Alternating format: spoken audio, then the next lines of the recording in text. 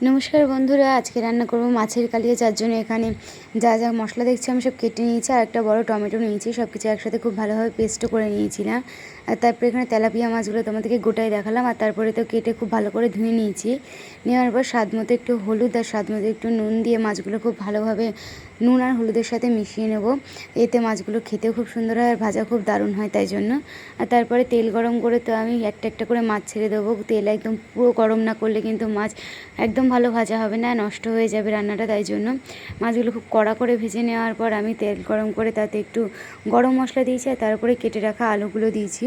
দেওয়ার পর আলু খুব ভালোভাবে তেলের সাথে মিশিয়ে ভাজা ভাজা করে নেওয়ার পর যে আগে থেকে পেস্টটা করে রেখেছিলাম মশলার, সেই মশলার পেস্টটা দিয়ে খুব ভালোভাবে আবার আলুর সাথে মিশিয়ে নেব, এবং তারপর তরকারিতে যতটুকু নুন দরকার ততটা নুন দেবো, এবং তারপর পরেই কিন্তু হলুদ দিয়ে দেবো। বেশি সময় ধরে কষার দরকার হবে না, যেহেতু শুধু আলু, তাই জন্য। আর তারপরে অল্প একটু যে মশলার বাটি ধোয়া জল ছিল সেই জলটা দিয়ে ভালোভাবে আলুটা ফুটে আসলে আমরা মাছ দিয়ে দেবো এবং নামিয়ে নেবো। আজকের রেসিপি।